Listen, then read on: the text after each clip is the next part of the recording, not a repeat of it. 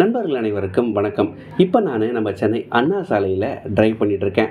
எக்ஸாக்டாக சொல்லணும் அப்படின்னா சைதாப்பேட்டை பஸ் டிப்போக்கு ஆப்போசிட்லேருந்து என்னுடைய டிரைவை ஸ்டார்ட் பண்ணியிருக்கேன். இந்த வீடியோவில் சைதாப்பேட்டையிலேருந்து தேனாம்பேட்டை வரைக்கும் நம்ம அண்ணா சாலையில் கட்டப்பட்டு வரும் மேம்பால பணிகளுடைய ப்ராக்ரஸ் ஆனது எந்த நிலையில் இருக்குது அப்படின்றது தான் கவர் பண்ண போகிறோம். ஒரு 2 மாதங்களுக்கு முன்னாடி டி நகரில் கட்டப்பட்டு வந்த ஃப்ளைஓவருடைய ஒர்க் ப்ராக்ரஸ் ஆனது எந்த நிலையில் இருக்குது அப்படின்னு கவர் பண்ண வரும்போது இந்த ஃப்ளைஓவருடைய ப்ராக்ரஸ் ஆனது எந்த நிலையில் இருக்குது அப்படின்னு கவர் பண்ணி ஒரு வீடியோ ஒன்று போட்டிருந்தேன். அந்த 2 வீடியோவை பதிவிடும் போது ஒரு 2 மாதங்களுக்குள்ள டி நகர் ஃப்ளைஓவர் ஆனது கம்ப்ளீட் ஆகிடும், பொதுமக்கள் பயன்பாட்டிற்கு வந்துடும் அப்படின்னு சொல்லி எக்ஸ்பெக்ட் பண்ணியிருந்தோம். அதே மாதிரி இப்போது டி நகர் ஃப்ளைஓவர் பொதுமக்கள் பயன்பாட்டிற்கு வந்திருக்கு. அந்த ஃப்ளைஓவருக்கு அன்பழகன் ஃப்ளைஓவர் அப்படின்னு சொல்லி பெயர் வச்சுருக்காங்க. அந்த ஃப்ளைஓவர் வந்ததுனால டி நகர் பகுதியில் டிராஃபிக் ஆனது எந்த அளவுக்கு குறைஞ்சிருக்கு, அந்த பிரிட்ஜ் மேலே டிரைவ் பண்ணும்போது என்னுடைய எக்ஸ்பீரியன்ஸ் எப்படி இருந்தது அப்படின்றத தனி ஒரு வீடியோவாக பதிவிட்டிருக்கேன்.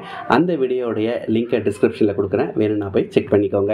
இப்போ நம்ம சைதாப்பேட்டை பனகல் மாளிகை பகுதியிலிருந்து டி நகரில் இருக்கிற சிஐடி நகர் சிக்னல் நோக்கி போயிட்டுருக்கோம். இந்த பகுதியில் கட்டுமான பணிகளானது எந்த அளவில் இருக்குது அப்படின்றத இப்போ நீங்கள் பார்த்துட்ருக்கீங்க. ஒரு 2-3 மாதங்களுக்கு முன்னாடி இங்கே வந்து பார்க்கும்போது வெறும் அந்த பில்லரை மட்டும்தான் அமைச்சிருந்தாங்க. பில்லர் அப்படின்னா அந்த சென்டர் பீமை மட்டும்தான் அமைச்சிருந்தாங்க. பட் இப்போ நம்ம கிராஸ் பண்ணி டிரைவ் பண்ணி போகும்போது நம்மளுக்கு அந்த பில்லருக்கு மேலே அந்த கேர்டர் அமைச்சிருக்கிறதையும் நம்மளால் பார்க்க முடியுது. இந்த பில்லர் ஆகட்டும், இந்த கேர்டர் ஆகட்டும், இதெல்லாம் ஸ்டீலில் அமைக்கிற ஒரு காரணத்தினால இவங்களால அதை வேகமாக அசம்பிள் பண்ணி இன்ஸ்டால் பண்ண முடியுது. எப்படி ஒரு ரெடிமேடாக ஒரு விஷயத்தை செட் பண்ணுவாங்களோ அதே மாதிரி இந்த பில்லர் ஆகட்டும் இல்லை இந்த கேர்டர் ஆகட்டும் எல்லாமே இரும்பில் இருக்கிறதுனால just using nuts and bolts இதை ஃபிட் பண்ணிடுறாங்க. ஸோ நார்மலாக சிமெண்ட் அண்ட் பிரிக் யூஸ் பண்ணி கட்டினாங்க அப்படின்னா அங்கே நிறைய கலவையை கொட்ட வேண்டியதாக இருக்கும், கன்ஸ்ட்ரக்ஷன் மெட்டீரியல்ஸை இறக்க வேண்டியதாக இருக்கும்.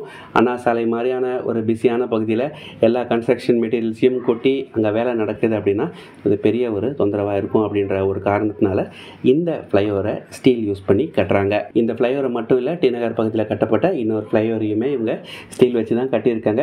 நிஜமாகவே சொன்னால் கவர்மெண்ட் சைட்லேருந்து இது ரொம்பவே ஒரு ஸ்மார்ட் மூவ் அப்படின்னு தான் சொல்லணும். ஸ்டீலை யூஸ் பண்ணி கட்டுறதுனால கன்ஸ்ட்ரக்ஷன் ஒர்க் ஃபாஸ்ட்டாக முடியுது அப்படின்றது ஒரு பக்கம் இருந்தாலும் நான் பார்க்குற ஒரு மிகப்பெரிய பெனிஃபிட் என்ன அப்படின்னா மெட்ரோலெல்லாம் பில்லர் ஒர்க்கு கம்ப்ளீட் ஆனதுக்கு அப்புறமும் அந்த பேரிகேடை ரிமூவ் பண்ணாமல் மாதக்கணக்கில் அப்படியே கிடக்கும். ஆனால் இங்கே அந்த மாதிரி இல்லை. நான் பாஸ் பண்ணி போகும்போதே ஒரு விஷயத்தை பார்க்க முடியுது. கன்ஸ்ட்ரக்ஷன் முடிஞ்ச உடனே நிறைய பகுதியில் அந்த பேரிகேடெல்லாம் ரிமூவ் பண்ணிட்டாங்க. இது கண்டிப்பாக பெரிய ஒரு விஷயம் அப்படின்னு சொல்லணும், சூப்பரான விஷயம் அப்படின்னு சொல்கிறது ஆப்டாக இருக்கும். ஏன்னா டிராஃபிக் ஃப்ரீ ஃப்ளோயிங்காக போகிறத நம்மளால் பார்க்க முடியும். ஸோ சைதாப்பேட்டை மெட்ரோ பனகல் மாளிகை பகுதியிலேருந்து அப்படியே டிரைவ் பண்ணிவிட்டு இப்போ நம்ம டி நகர் பகுதியை கிராஸ் பண்ணோம், லெஃப்ட் எடுத்தோம் அப்படின்னா சவுத் உஸ்மான் ரோடுக்கு நம்ம போயிடுவோம். ஸோ இந்த entire ஸ்ட்ரெச்லேயுமே pillar plus Carter ஒர்க்கானது complete ஆகிருக்கு. ஆல்மோஸ்ட் எல்லா பகுதிகளிலையுமே பேரிகேடையுமே எடுத்துட்டாங்க. இப்போ நம்ம சிஐடி நகர் சிக்னலில் நின்றுருக்கோம். பனகல் மாளிகையிலேருந்து சிஐடி நகர் சிக்னல் வரைக்குமே ஒரே மாதிரியான காட்சிகளை தான் நம்மளால் பார்க்க முடிஞ்சுது. ஸோ இந்த ஸ்ட்ரெச்சில் பில்லர் ஒர்க்கானது ஆல்மோஸ்ட் கம்ப்ளீட் ஆகிடுச்சு. பில்லருக்கு மேலே கேர்டர்ஸையும் ப்ளேஸ் பண்ண ஆரம்பிச்சிட்டாங்க. இப்போ நம்ம சிஐடி நகர் சிக்னல் இருந்து டுவர்ட்ஸ் நந்தனம் ஜங்ஷன் போயிட்டுருக்கோம். ஸோ இந்த பகுதியிலையுமே ஒர்க்கானது அதே மாதிரி தான் இருக்குது. இப்போ நம்ம நந்தனம் ஒய்எம்சிஏ கிரவுண்ட்ஸை கிராஸ் பண்ணிகிட்ருக்கோம். ஆப்போசிட் சைடில் ஒய்எம்சிஏ கிரவுண்ட் ஆனது இருக்குது. இது வரைக்குமே பில்லர் எழுப்பப்பட்டிருக்கிறத நம்மளால் பார்க்க முடியுது. ஸோ இங்கேருந்து ஒரு 1.5-2 கிலோமீட்டர் போனால் நம்ம நந்தனம் ஜங்ஷனை ரீச் ஆகிடுவோம். ஸோ இந்த ஸ்டேஜில் பார்த்தீங்க அப்படின்னா பேரிகேட்ஸ் மட்டுமே அமைச்சிருக்காங்க. பைலிங் ஒர்க் இன்னும் ஸ்டார்ட் பண்ணாத மாதிரி தான் எனக்கு தெரியுது. இந்த ஸ்டேஜில் ஆஸ் வி ட்ராவல் ஒரு விஷயத்தை நம்மளால் பார்க்க முடியுது. இந்த பகுதியில் இன்னும் பைலிங் ஒர்க் கூட ஸ்டார்ட் பண்ணலை அப்படின்னு தான் தோணுது. ஏன்னா அந்த பேரிகேடுக்கு அப்புறம் என்ன இருக்குது அப்படின்னு தெரியல. பட் அந்த பேரிகேடுடைய கேப்ஸில் பார்க்கும்போது ஒரு விஷயத்தை நம்மளால் நோட்டீஸ் பண்ண முடியுது. இன்னும் பில்லர்லாம் அமைக்கலை.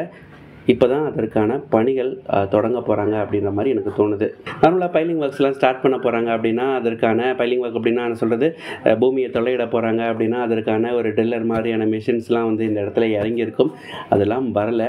ஒரு 6-7 மாதங்களுக்கு முன்னாடி அந்த மாதிரி மிஷின்ஸ் எல்லாம் நான் சைதாப்பேட்டை பகுதியில் பார்த்தேன். இந்த பகுதியை பொறுத்தவரையில் பேரிகேட் மட்டுமே அமைச்சிருக்கிற மாதிரி தான் எனக்கு தோணுது. ஆல்மோஸ்ட் ஒரு 2 கிலோமீட்டர்ஸ் ட்ரைவ் பண்ணிகிட்ருக்கோம். டுவர்ட்ஸ் நந்தனம் சிக்னல் 2-2.5 கிலோமீட்டர்ஸ் இருக்கும் அப்படின்னு நினைக்கிறேன். ஸோ இந்த என்டையர் ஸ்ட்ரெச்லேயுமே வந்து ஒரே மாதிரியான ஒரு நிலை தான் இருக்குது. இப்போ நம்ம நந்தனம் சிக்னலை கிராஸ் பண்ணியிருப்போம். இங்கே தான் தேவர் சிலையானது இருக்குது. லெஃப்ட் ரைட்டில் பார்த்தீங்க அப்படின்னா உங்களுக்கு தேவர் சிலை இருக்குது. இந்த பகுதியில் பெரிய அளவுக்கு ப்ராக்ரஸ் ஆனது நடக்கலை. இப்போ நம்ம நந்தனம் சிக்னலை கிராஸ் பண்ணி எல்டாம்ஸ் ரோடு நோக்கி போயிட்டுருக்கோம். இந்த நந்தனம் சிக்னல் பற்றி சொன்னோம் அப்படின்னா எஸ்பெஷலி டியூரிங் மார்னிங் ஹவர்ஸ் பெரிய அளவுக்கு டிராஃபிக் ஆனது இருக்கும். அதே மாதிரி தான் சிஐடி நகர் ஜங்ஷனில் இருக்கும். டி நகர்லேருந்து வர பஸ்ஸஸ் எல்லாமே அந்த இடத்துல வந்து நிற்கும். ரொம்ப ஒரு டிராஃபிக் கன்ஜெஷன் ஆனது இருக்கும். அந்த சிஐடி நகர் ஜங்ஷனை விட இந்த நந்தனம் ஜங்ஷனில் வந்து டிராஃபிக் ஆனது அதிகமாக இருக்கும். சேமியஸ் ரோடு ஒரு பக்கம், Anna Salai traffic from T Nagar Kodambakkam. So இந்த நந்தனம் ஜங்ஷன் அப்படின்றது ரொம்பவே ஒரு டெட்லாக் ஆன ஒரு ஜங்ஷனாக இருக்கும். மாட்டணும் அப்படின்னா ஒரு 5 to 10 minutes ஆகிடலாம். ஒரு டைடில் பார்க் சிக்னல் மாதிரியோ இல்லை வேறு ஏதாவது ஒரு சிக்னல் மாதிரியோ 10-15 நிமிஷம்லாம் ஆகாது. பட் ஒரு 5 to 10 minutes ஆகுது நிற்கிற மாதிரியான ஒரு நிலை ஏற்படலாம்.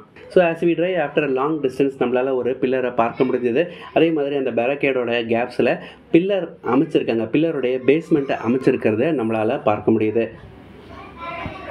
சிஐடி நகர் நந்தனம் பகுதியில் இந்த பேஸ்மெண்ட் கூட அமைக்கலை. பட் ஆனால் இந்த ஸ்ட்ரெச்சில் நந்தனம் ஜங்ஷனுக்கும் எல்டாம்ஸ் ரோடுக்கும் இடையிலான பகுதியில் நிறைய இடங்களில் பில்லருடைய பேஸ்மெண்ட்டை அமைச்சிருக்காங்க.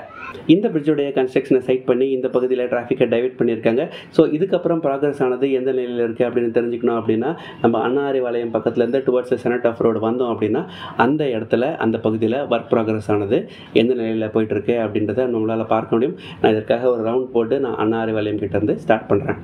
இப்போ நான் எல்டாம்ஸ் ரோட் ஜங்ஷன்லேருந்து ஸ்டார்ட் பண்ணியிருக்கேன். இந்த பகுதியில் வந்து பார்க்கும்போது பெரிய ப்ராக்ரஸ் எதுவும் நடந்த மாதிரி தெரியல. அங்கங்கே பேரகேட்ஸ் மட்டுமே அமைச்சிருக்காங்க. அந்த எல்டாம் ரோட் ஜங்ஷன் பகுதியில் மட்டும் பைலிங் ஒர்க்கு நடக்கிறத நம்மளால் பார்க்க முடியுது. இதை தவிர பெரிய ப்ராக்ரஸ் எதுவும் இருக்கிற மாதிரி எனக்கு தெரியல. இங்கேருந்து ஸ்ட்ரைட்டாக நம்ம நந்தனமும் சைதாப்பேட்டையோ போயிட முடியாது. ஒரு லெஃப்ட் எடுத்து மறுபடியும் நந்தனம் சிக்னலில் போய் ஜாயின் பண்ணுற மாதிரி தான் இருக்கும். இப்போ அங்கேருந்து ஒரு ரவுண்டை போட்டு நான் நந்தனம் சிக்னல் கிட்டே வந்துட்டேன். இங்கேருந்து டுவர்ட்ஸ் சிஐடி நகர் போகிறேன். இந்த பகுதியில் அப்டேட் எந்த அளவுக்கு இருக்குது, ப்ராக்ரஸ் ஆனது எந்த அளவில் இருக்குது அப்படின்றத நான் ஏற்கனவே சொல்லிட்டேன்.